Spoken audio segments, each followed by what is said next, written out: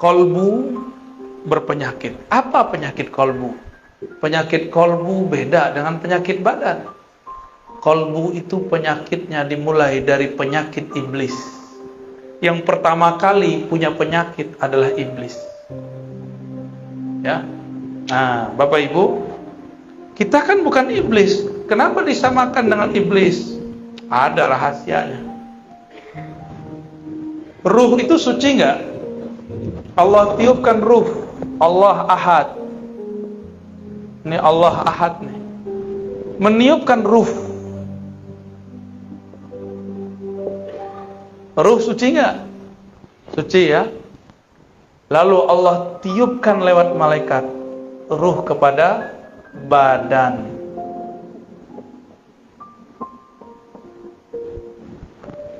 Tapi sebelum masuk ke badan, ini ada jarak di sini.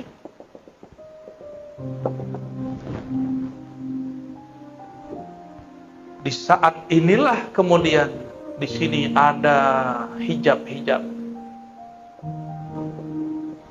Dalamnya bukan main, tebalnya tiada terkira. Disinilah diuji ruh. Dia dicelupkan ke dalam syahwat. Ini syahwat namanya nih.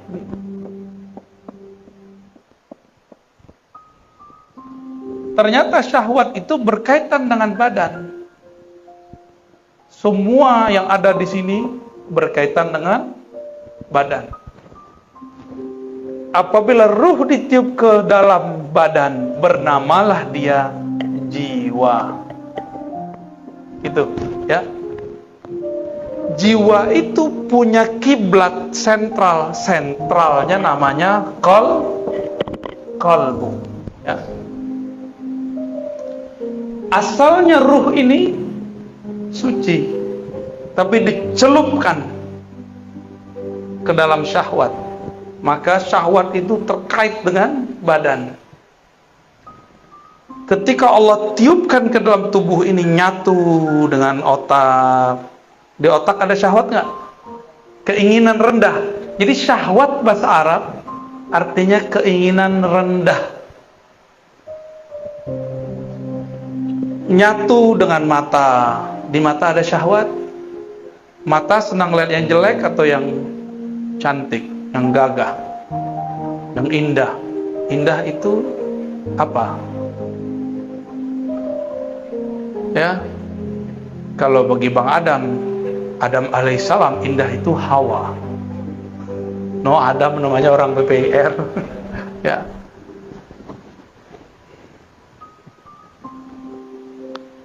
Mata itu diberikan syahwat. Dia senang melihat yang bening-bening, yang indah-indah, yang hijau-hijau.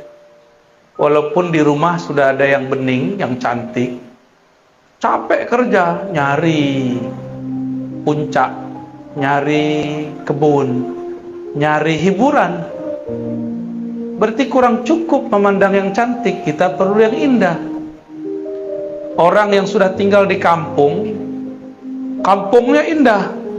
Dia semua di kampung itu orangnya rancak-rancak, cuma kurang seksi.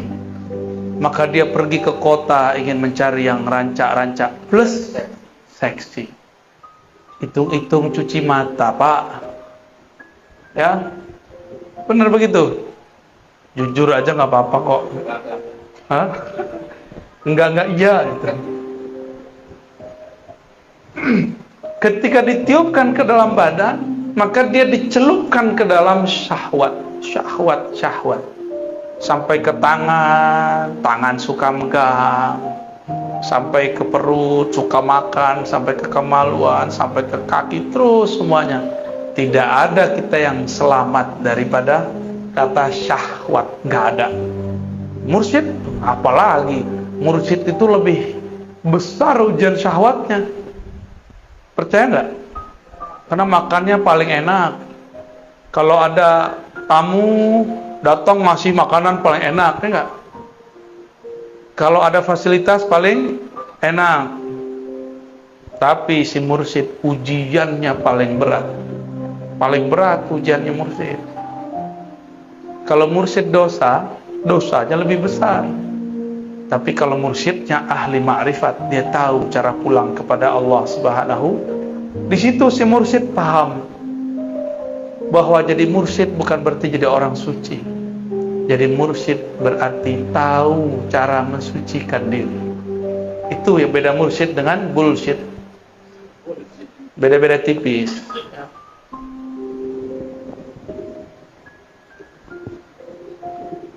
Ketika tubuh membalut ruh,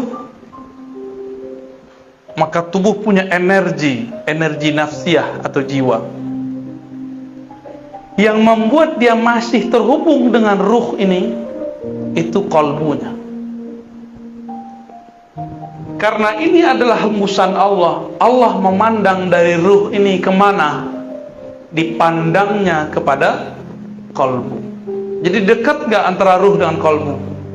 Dekat sekali. Karena qalbu itu ada karena ruh. Jika Allah menurunkan ilmu lewat ini, itu namanya laduni. Tapi kalau Bapak Ibu belajar, si badan nih diajak belajar nih. Belajar sama seseorang, cari guru.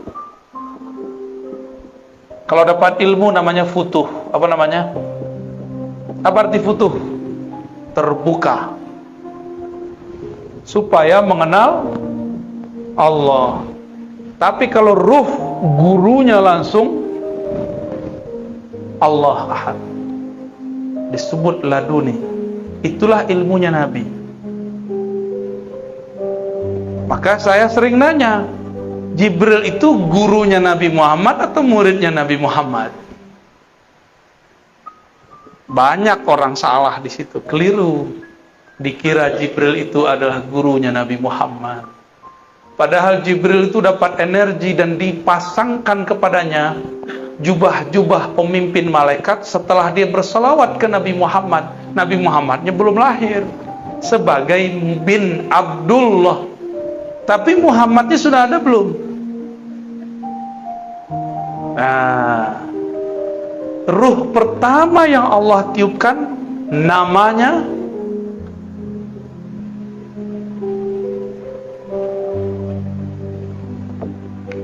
terima kasih. Ahad ini Allah Ahad ya. Kul huwallahu. Allah meniupkan wahyu ruh pertama. Hembusan pertama Allah itu namanya mirip-mirip Ahad tapi ditambah dikit mim. Ahmad. Jadi apa beda antara ruh pertama dengan Ahad? Mim.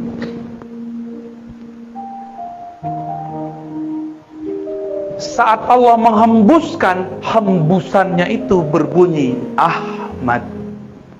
Bernama Ahmad. Pangkatnya disebut Ruhullah. Apa arti Ruhullah? Hembusan Allah. Coba menghembus Pak. Gitu. Hembusan kita enggak? Atau beda? Coba ambil misalnya plastik. Kita pindah ke dalam nggak? Paham? Ini yang tidak dipahami oleh kelompok kebatinan yang kegeeran jadi Tuhan, jadi Allah. Paham? Ini ilmu awalnya benar. Di dalam diri kita ada hembusan Allah. Betul. Tapi hembusan bukan Allah. Ahmad laisa bi ahad. Ahmad itu ya Ahmad, hembusan ya hembusan. Cuma kawan sudah GR jadi Allah. Zat aku, zat Allah. Sifat aku, sifat Allah. Namaku, nama Allah. Fi'ilku, fi'il Allah. Tapi kalau lapar makan nasi juga. Kalau lagi yang minta kawin, berarti belum. Masa Allah lapar ya gak? Masa Allah minta kawin? Kan Allah ini tidak perlu sahibah. Sahibah itu artinya pasangan. Allah itu gak perlu anak bini. Ini teguran keras nih bagi yang berzikir, berkalam, bermakrifat dengan makrifat iblis. Awalnya sudah benar bahwa di dalam diri kita ada tiupan Allah. Betul, Bapak Ibu, tapi di dalam diri kita bukan Ahmad. Di dalam diri kita adalah pecahan-pecahannya, percikan-percikannya. Ahmad ini tiupannya. Allah pandang Ahmad, maka memancarlah dari Ahmad itu cahaya. Memancar cahaya. Cahaya itu bahasa Arabnya nur. Apa? Nurnya bernama Muhammad.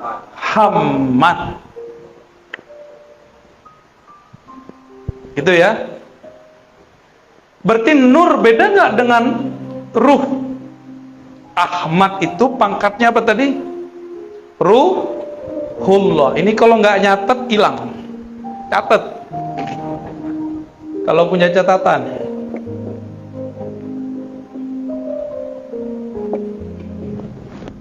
Kalau nggak terpulang catat ya. Masih bisa ingat nggak? Waduh, buka YouTube. Antum cerdas juga ya. Aneh gaptek juga lupa kalau ada YouTube. Ahmad ini apa pangkatnya? Ruh, dan dia satu. Dari ruh inilah kemudian menyebar nur. Nur ini kemudian kita sebut nur Muhammad. Dari ruh itulah kemudian terpercik hembusan-hembusan kecil. Itulah jadinya kita. Maka kita ini bersumber dari Ahmad. Maka Ahmad ini ada sebutannya biar paham. Kalau kita keluar dari perut seseorang, yang mengeluarkan namanya apa? Ibu. Ibu pebatu. Ibu. Beneran. Itu istilah aja ya. Ahmad ini disebut dengan ummul ruh atau ummul arwah. Ibunya ruh. Bukan berarti dia melahirkan, bukan. Ini istilah aja. Bahwa ruh bersumber dari bukan dari Ahad. Jangan GR ya. Jangan GR dulu. Kawan udah GR, dalam diriku ada Ahad. Cemen. Gak ngerti makrifat namanya. Sok terlalu nafsu mau jadi fana dan baqo dalam Allah Subhanahu wa ta'ala. Belum, masih jauh perjalanannya. Ini perjalanan yang disebut inna lillahi wa inna ilaihi. Jadi berpulang kepada Allah harus paham ini. Inilah yang ada di kolbu Nabi Muhammad sallallahu alaihi wasallam. Maka Sayyidina Isa punya ayah enggak? Secara fisik enggak punya ayah. Tapi kalau ruh sudah terpercik ke dalam perut Sayyidatuna Maryam, dia pasti jadi walaupun gak ada ayahnya. Itu metodologisnya. Kenapa ada anak tanpa ayah ya? Nabi Adam ada ayah gak? Ada ibu gak? Tapi Adam yang ini ada ayahnya, ada ibunya nih. Orang Betawi Tagadai di Pekanbaru, di Pegadaian. Deket-deket aneh ente dibully terus ya.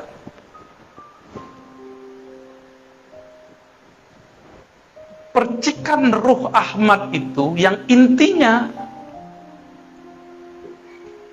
setelah Allah genggam beberapa bagian tanah, lalu Allah pindahkan salah satu bagian daripada inti Ahmad yang disebut Nur Muhammad kepada tanah tadi. Jadilah dia Adam. Apa yang dibaca dalam itu? Kun. Ya, itulah kenapa ada orang muncul di dunia tanpa ayah, tanpa ibu. Itu sejarahnya. Secara metodologinya begitu. Yang penting Sang Ahmad memercikkan salah satu hembusan darinya, maka terjadilah semuanya. Paham ya? Paham gak? Dari nur Muhammad ini tubuh kita ada, kolbu kita zahir. Dari ruh Ahmad itu, ruh kita sekarang bisa mendengar, bisa melihat, membuat Bapak Ibu mau mengejar suatu pengetahuan meskipun jaraknya jauh. Itu karena si ruh ini. Kalau nggak ada ruh ini, nggak mungkin Bapak mau hadir jarak jauh. Udah jam segini, jam berapa nih? 10:30. Karena ruh ini nggak ada harinya dia. Hari dia cuma satu. Aku tambah kenal Allah, titik. Bagi dia itu. Mau jauh, mau dekat, mau tidur, nggak tidur, bagi dia yang penting dia kenal Allah Subhanahu wa ta'ala. Bagi ruh itu malam adalah tidak kenal Allah. Bagi ruh itu siang adalah saat mengenal Allah Subhanahu wa ta'ala. Nah ini dia. Barulah kita terpancar dari sini semua. Oleh karena itu tadi Sayyiduna Isa, dia mengenal ibu hakikinya bukan Sayyidatuna Maryam. Ibu hakikinya siapa? Ahmad. Maka dia mengatakan, aku mengabarkan kepada kalian mubasyirun. Dengan apa aku mengabarkan? Bi rasuli ya'ti min ba'dismuhu Ahmad. Akan datang seorang bernama Ahmad. Jadi Nabi Isa itu enggak menyebut nama Muhammad karena dia tahu dia langsung dari Ahmad. Itulah yang diakui oleh Kubas atau Kufas ibn Asyam. Engkaukah yang lebih tua dari Rasulullah atau Rasulullah lebih tua dari engkau? Jawaban beliau apa? Kufas ini waktu Abraha masuk bawa gajah ke Mekah, dia lihat.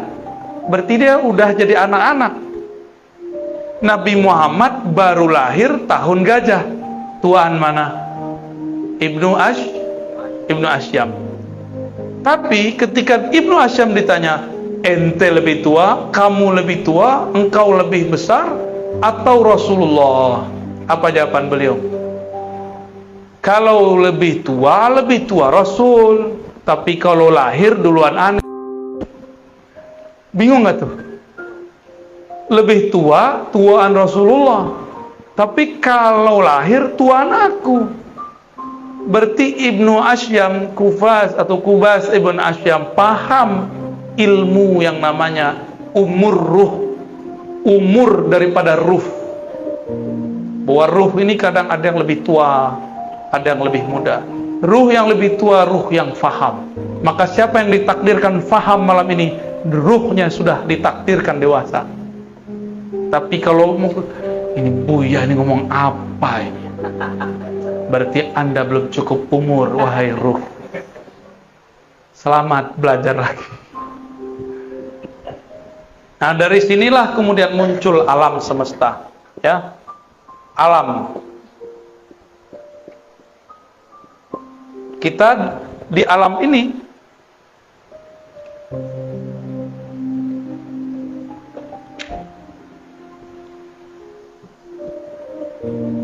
tapi sebelum sampai ke alam Nur Muhammad ini kan ada pancaran nurnya ya. Berapa banyak pancaran itu? Jumlahnya ada sekitar 124.000. Jadi pancarannya 1, 2, 3, 4. Kalau dihitung 124.000. Ini di alam nur loh ya. Ini di alam nur. Ketika nur itu ditiupkan bersama ruh. Jadi nur itu adalah wadahnya ruh. Ruh itu dibawa. Nah, kalau kita tiup udara kita ruh. Balonnya itu nur. Paham? Ya. Kalau balonnya warna merah, kelihatan hebusannya warna merah. Kalau dia warna hitam, dikira orang warna hitam. Kayak gitu aja modelnya. Apabila 124.000 ini dia muncul di dunia, dia menjadi nabi atau wali. Oleh karenanya jumlah nabi berapa? 25 itu yang ditulis di Quran, yang wajib diketahui. Berapa jumlahnya? Itulah sejarah. Jadi apa yang terjadi di dunia sekarang bukanlah kejadian yang terjadi semata-mata kebetulan. Dia semuanya mengulang yang terjadi di sana. Kalau ruh kita dulu itu, jadi ketika ini ruh terpancar, maka dia berkeliling. Jadi tadi nur ini berkeliling ini. Mirip dengan tawafnya manusia tawaf di Ka'bah. Ini Ka'bah nih, ya. Anggap aja ini benar ya. Kita tawaf ke kiri apa ke kanan? Berapa kali? Berapa kali? 7 kali. Ka'bahnya fisik itu dia di Mekah. Ka'bahnya jiwa adalah kolbu. Ka'bahnya kolbu adalah fuad. Ka'bahnya fuad bernama lub. Ka'bahnya lub bernama sir. Ka'bahnya sir, disitulah ilmu mengenai ruh Ahmad. Silakan pusing. Jadi dulu nih muter nih. Ada yang dia jauh, tiba-tiba dia mendekat. Maka lahir di dunia. Dia lahir sebagai orang kafir, terus mu'alaf. Ada yang lahir sebagai muslim, tiba-tiba keluar dari barisan, berarti dia besok lahirnya murtad. Gitu. Terus sejarah orang murtad secara ilmu hakikat ya. Orang-orang yang di sini yang dekat, yang bisa menyentuh Ka'bah rohani yang bernama Ahmad. Ini Ahmad namanya. Ya. Jika nur kita, ruh kita dulu sempat memeluk, mencium Ka'bah bernama Ahmad, maka lahir dua aja. Jadi habaib atau jadi ulama. Udah aja. Ustaz, saya bukan habib, bukan ulama. Terus gimana? Emang antum bisa protes? Kok nggak lahir sebagai habib? Bisa nggak? Kan nggak bisa. Kenapa saya bisa ngerti baca kitab, antum nggak bisa ngerti? Ya itulah takdir, bro. Itulah takdirmu, nak. Nggak juga begitu ya. Itu ngulang-ngulang aja. Yang sudah haji umroh, kalau kita tambah dekat ke Ka'bah, muternya tambah cepat atau tambah lama? Jadi orang yang muter di sini, dia baru separuh, kita udah selesai 7. Ya, kalau kita di situ, semakin mendekat kepada sumbernya, semakin cepat, semakin asik. Lelah pun tiada terasa. Jadi ini perputarannya panjang nih, lama. Hitungannya puluhan ribu, mungkin puluhan juta tahun kalau dihitung di dunia. Jadilah kita sekarang nih. Jadi kalau ada orang sekarang dia menyesalkan dirinya, bunuh diri, itu orang